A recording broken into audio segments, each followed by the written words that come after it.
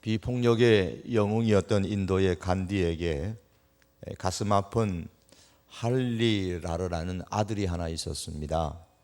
이 아들은 남의 돈을 훔치기도 하고, 그래서 법정에 서서 아버지가 아들의 변호사로 보다 더 엄한 중형을 내릴 것을 이렇게 주장했던 일화가 유명하기도 합니다.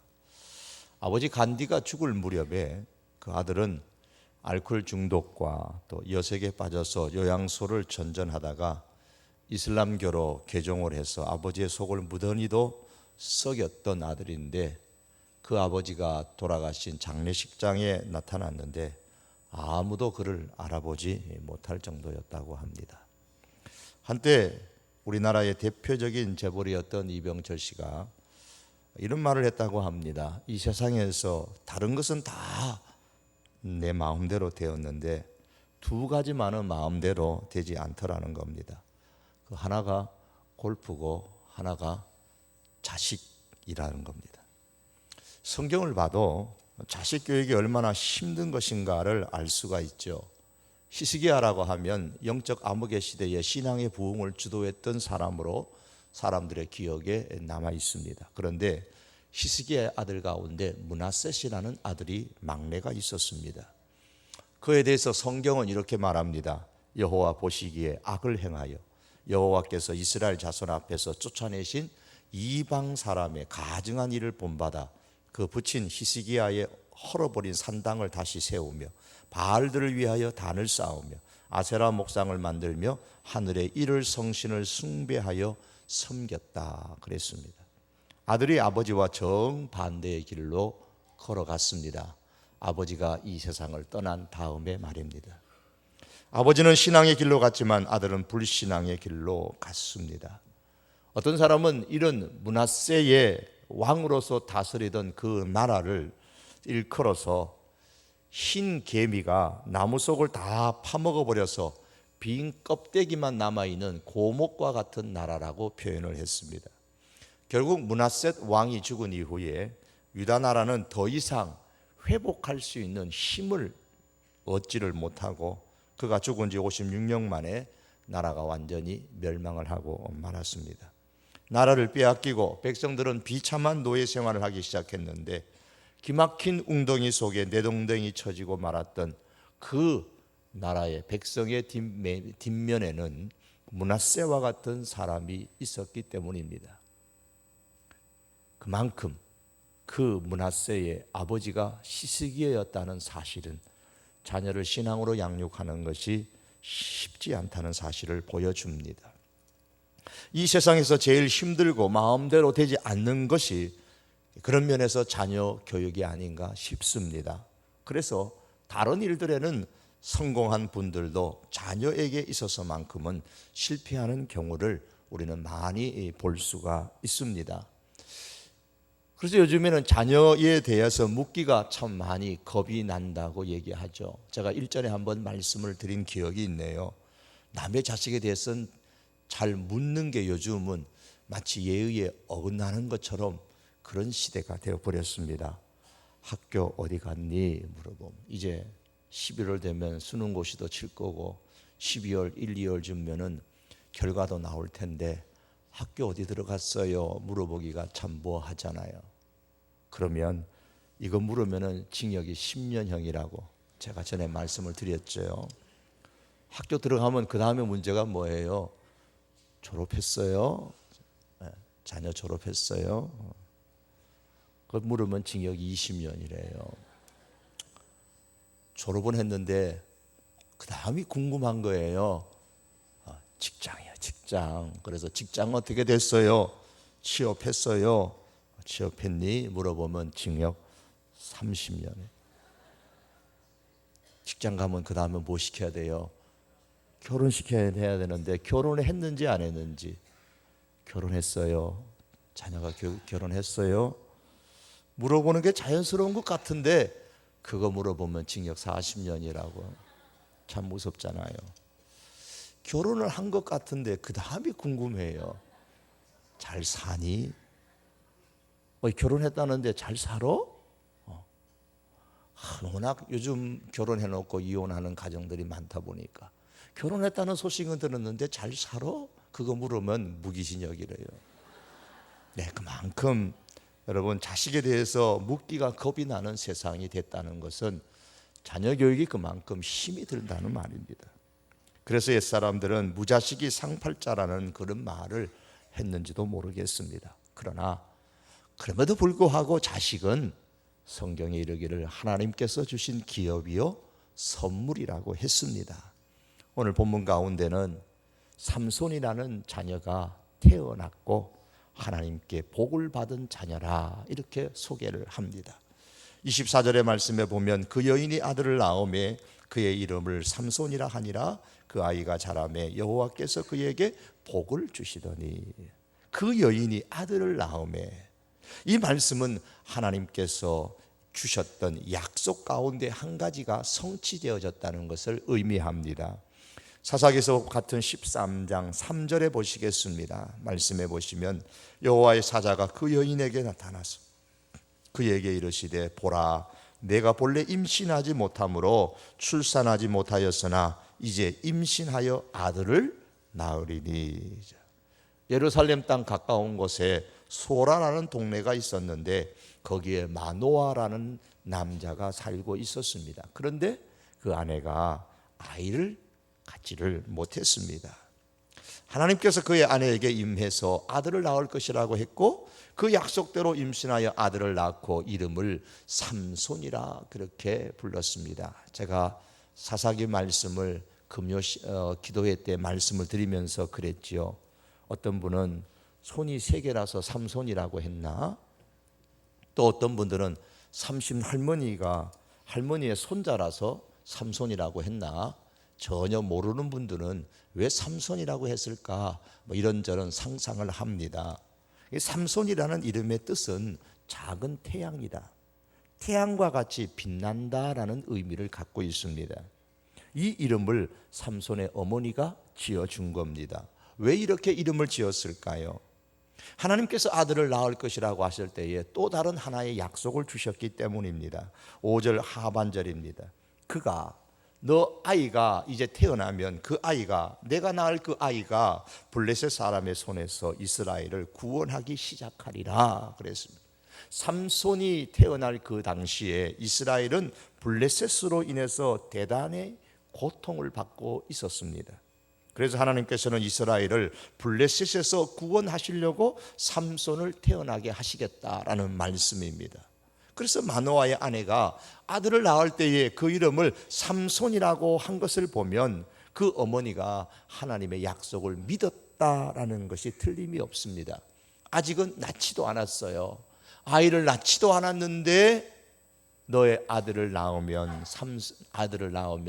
그 아들 이스라엘을 블레셋에서 구원하리라.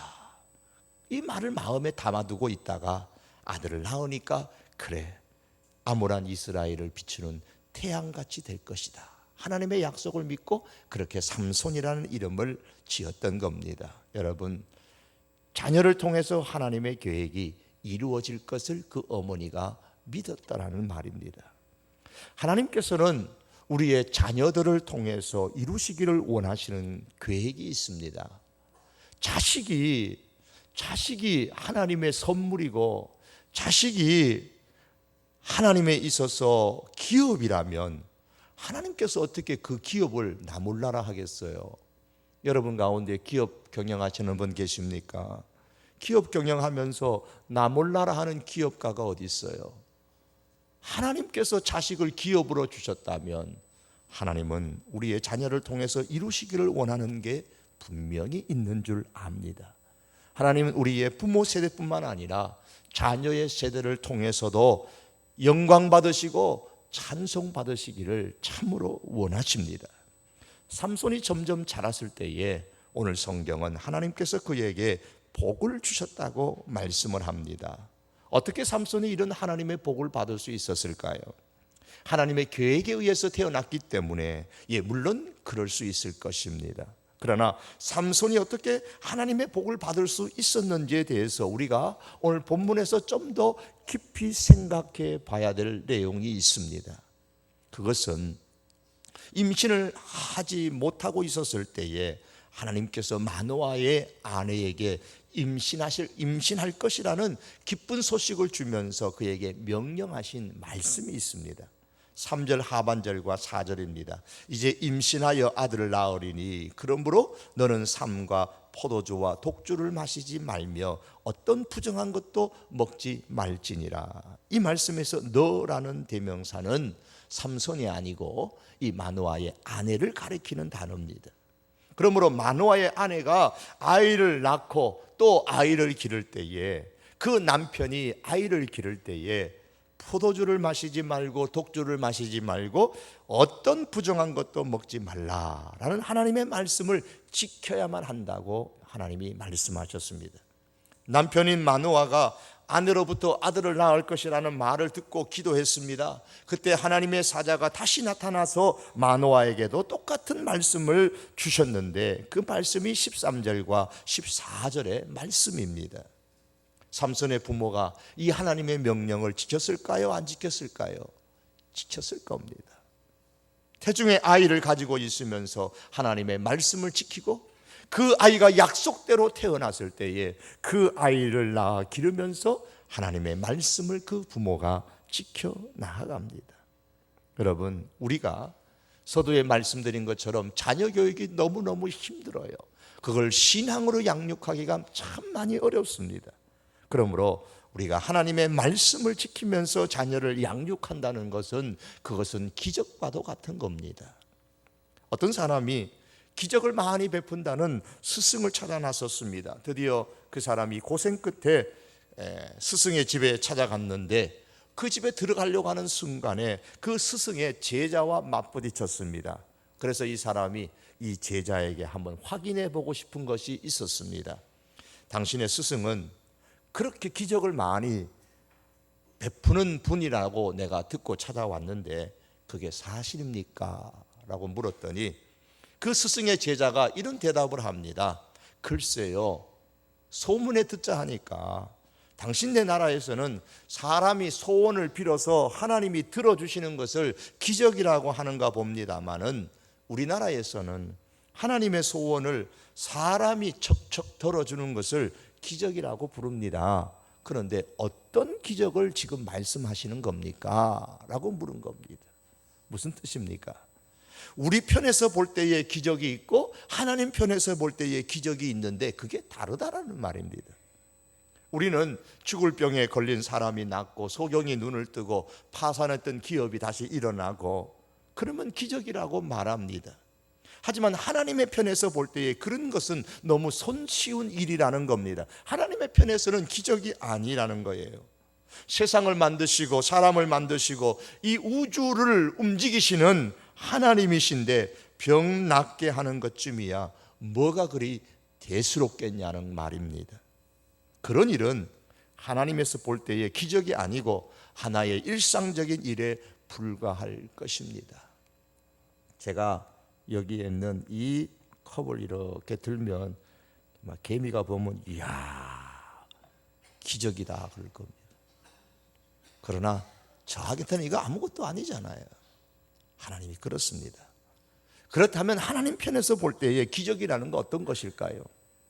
그것은 하나님께서 원하시는 것을 사람이 척척 잘 해내는 것, 그게 기적인 겁니다. 하나님께서 원하시는 것을 사람이 해내는 것이야말로 하나님 편에서 볼 때에 신통방통한 일입니다. 그게 기적이 아닐 수가 없습니다. 어떻게 사람이 하나님의 뜻을 알아내가지고 그 하나님의 뜻에 맞는 삶을 살아갈 수 있단 말이냐, 이게 기적이 아니고 뭐냐는 거예요. 사랑하는 성도 여러분, 마노아와 그의 아내는 삼손을 낳아 기르면서 기적의 주인공으로 살았더라는 겁니다. 하나님께서 보실 때에 기적을 행하며 살고 있으니 어찌 하나님께서 그 자손에게 복을 주시지 않겠느냐 그 말입니다. 부모가 제일 원하는 기적이 뭐겠어요? 자녀가 잘 되는 것, 그것이 가장 큰 기적 원하는 것 아니겠어요? 마노아와 그의 아내는 하나님께서 말씀하신 그 명령을 지키면서 삼손이 자라나는 것을 봅니다. 삼손에게 기대를 합니다. 하나님께서 어떻게 쓰실런지. 하나님께서는 그런 부모 아래서 자라나는 삼손에게 복을 주시는 겁니다. 그래서 24절 끝에 말씀에서 그 아이가 자라매 여호와께서 그에게 복을 주시더니 그랬던 겁니다.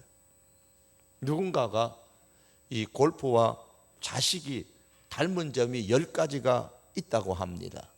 그러면서 한 3가지 정도를 얘기하면 이런 거예요. 언제나 똑바로 가기를 원한다. 내가 지금 목표로 하는 그 홀을 향해서 골프 공이 똑바로 가기를 원하는 것처럼 우리들의 자식이 똑바로 가기를 원합니다. 끝까지 눈을 떼지 말아야 된다. 그게 어디 떨어질지 모르니까요. 잘못 때리면 삐뚤어져 나간다. 이게 닮은 점이라는 거예요.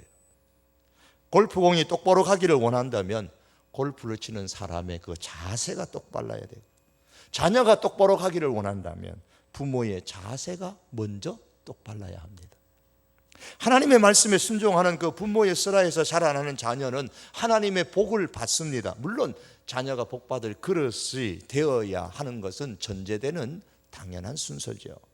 여러분, 자녀들이 하나님의 복을 받기를 원한다면 부모의 세대인 우리들이 먼저 하나님의 뜻대로 사는 기적을 만드는 사람이어야 합니다. 삼손의 아버지인 마노아가 아내가 아들을 낳을 것이라는 말을 듣고서 이런 말을 합니다. 12절 말씀에 마노아가 이르되 이제 당신의 말씀대로 되기를 원하나이다. 이 아이를 어떻게 기르며 우리가 그에게 어떻게 행하리이까? 아직 아이가 안 태어났어요. 아이를 주겠다는 말만 들었어요. 뭐 결혼했는데 아이가 안 생겨요. 그런데 어느 날 하나님께서 사람을, 천사를 보내어 사자를 보내어서 아이를 주겠다는 겁니다. 그걸 이제 남편도 듣고 아내도 듣고, 그 남편이 묻습니다. 이 아이를 어떻게 기르며 우리가 어떻게 행하리이까? 이 아이를 어떻게 기를까요? 부모인 내가 이 자식에게 어떻게 행할까요? 여러분, 이 질문은 우리 성도교회 부모님들의 영원한 질문이 되어야 되겠죠. 하나님, 내가 내 아이를 어떻게 키울까요? 부모로서 내가 이 자녀에게 어떻게 행하면 좋겠습니까? 당연한 질문이죠. 그런데 하나님의 대답은 이거예요. 포도나무의 소산을 먹지 말며 포도주와 독주를 마시지 말며 어떤 부정한 것도 먹지 말고 내가 그에게 명령한 것은 다 지켜 행할 것이니라. 14절의 말씀이에요. 누가 포도나무의 소산을 먹지 말며 포도주와 독주를 마시지 말며 어떤 부정한 것도 먹지 말고 내가 그에게 명한 것은 다 지키라고, 누구에게 하는 말이냐? 마노아에게 지금 하는 말씀이에요. 이 말씀은 오늘날 풀어서 해석하면 이런 겁니다. 하나님, 내 자녀를 어떻게 키울까요?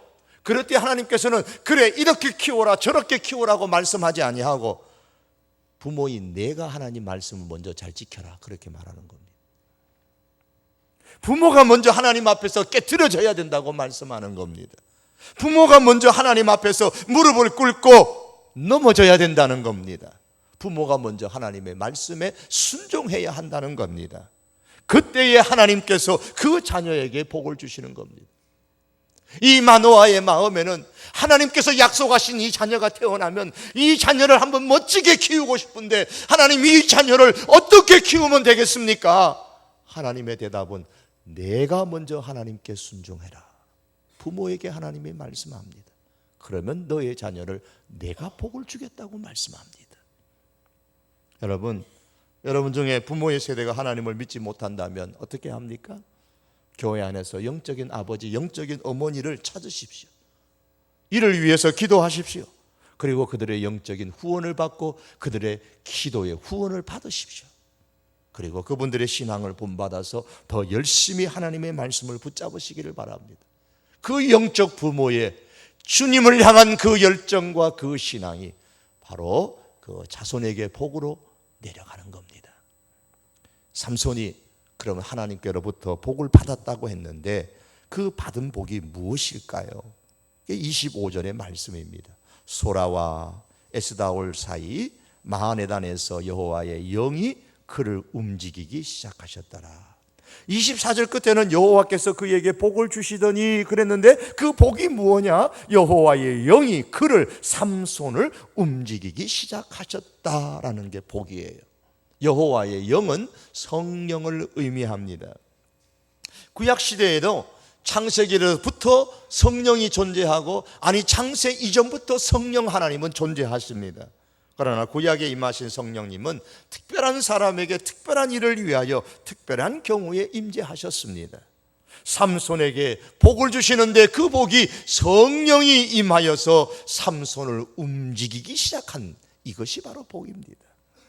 오늘 본래 13장과 14장 그 다음에 나오는 14장은 다른 성경도 그렇습니다만은 나뉘어져 있는 말씀이 아닙니다. 후대에 와서 장으로 나뉘었을 뿐입니다. 13장 마지막 25절에서 여호와의 영이 삼손을 움직이기 시작하였더라 라고 했습니다. 그럼 여호와의 영이 삼손을 움직이기 시작할 때에 어떤 일이 일어났을까? 자연스럽게 그 다음에 나오는 말씀이죠. 그것이 이어지는 것이 14장의 내용입니다. 14장에는 무슨 내용이 나오냐면 딥나라는 블레셋 땅에 블레셋 여인을 아내로 맞이하려고 했던 사건이 나옵니다. 누가? 삼손이 그렇게 했다는 겁니다. 블레셋 여인을 아내로 맞이하려고 했습니다. 그런데 우리의 상식으로는 그거 잘못된 것처럼 보이지만 오늘 성경은 성령이 인도하시는 움직이신 일이었다고 말씀하는 겁니다. 성경에 보면 하나님은 호세아 선지자에게 부정한 여인을 아내로 찾아가서 삼으라고 말합니다. 우리의 입장에서 보면 선지자가 어떻게 그렇게 할 수 있느냐? 기생, 부정한 여인을 어떻게 찾아가서 아내로 삼을 수가 있느냐? 그러나 그 하나님은 그에게 그렇게 하라고 어떤 의미를 두고 뜻을 두고 말씀하셨습니다. 이것처럼 삼손은 사사롯의 역할을 함에 있어서 지금 성령께서 그를 움직이는 말미암아 블레셋 여인을 이제 아내로 맞이하려는 계획을 세우고 진행을 해 나가는 겁니다. 그게 14장의 내용이에요. 우리가 사사기의 말씀을 보면 특별한 경우가 있는데요. 다른 사사들을 다 보면 이스라엘 백성들의 지지를 받고 환영을 받고 이스라엘 백성들의 지도자가 되어져서 백성들이 막 군인들이 그를 따라가고, 그래서 그들과 더불어서 이스라엘을 괴롭히는 주변의 나라들을 멸망시키고 쫓아내는 그런 일들을 사사들이 했는데 삼손은 전혀 달랐습니다. 삼손은 자기를 지원해 주는 이스라엘 백성이 한 사람도 없었습니다. 자기를 후원하거나 환영해 주는 이스라엘 사람이 없었습니다. 오히려 삼손이 이 블레셋과 싸울 때에 이스라엘의 3,000명의 사람들이 그냥 때로 몰려와 가지고 왜 긁어 부스럼 만드느냐? 너가 좀 가만히 있으면, 너가 좀 블레셋 사람을 좀 힘들게 안 하면 블레셋이 우리를 괴롭게 좀 덜 할 텐데 왜 자꾸 블레셋의 심기를 불편하게 만들어서 블레셋이 우리를 자꾸 이게 고생스럽게 힘들게 만들도록 만드느냐? 그러면서 오히려 이스라엘 백성들이 삼손에게 와가지고 따지고 듭니다. 그리고 삼손을 결박해가지고 아예 블레셋 사람들에게 넘겨줘 버립니다. 이만큼 삼손은 사사로에서의 역할을 하면서 외롭게 하나님의 일을 했습니다. 삼손은 혼자서 블레셋과 싸워야 했습니다. 그에게는 따르는 군사도 없습니다. 혼자서 블레셋과 싸우기 위해서는 블레셋과 싸울 수 있는 어떤 계기를 만들 필요가 있었을 겁니다. 그 과정에서 일반의 사람들이 이해하지 못하는 행동을 했는데 그 중에 하나가 부모님조차도 이해하지 못했던 일이 뭐냐면 딥나의 블레셋 여인을 아내로 맞이하겠다고 계획을 세우고 진행시켰던 사건입니다. 이러한 히브리서 이 삼손의 이 행동들을 일컬어서 히브리서 11장에 보면 삼손을 기드온 사사나 다윗이나 사무엘과 같은 믿음의 사람이었다고 소개합니다. 특별히 오늘 14장 4절의 말씀에 보면 삼손이 딥나에서 블레셋 여인을 아내로 맞이하려고 했던 것은 블레셋 사람들을 치기 위한 것이었고 이것은 하나님께로부터 나온 것이라고 했습니다. 14장 14절의 말씀을 제가 읽습니다. 그때에 블레셋 사람이 이스라엘을 다스린 까닭에 삼손이 틈을 타서 블레셋 사람을 치려 함이었으나 무엇으로? 이 결혼 사건을 빌미로 해서 그의 부모는 이 일이 여호와께로부터 나온 것인 줄을 알지 못하였더라고 했습니다. 또한 블레셋 여인과 관련된 이 14장의 일련의 사건이 전개되는 가운데 성경은 계속해서 삼손이 성령의 힘에 의해 움직였다라는 사실을 강조하고 있습니다. 14장 6절의 말씀에 여호와의 영이 삼손에게 강하게 임하였다고 했고, 19절의 말씀에는 여호와의 영이 삼손에게 갑자기 임하였다고 말씀을 하고 있습니다.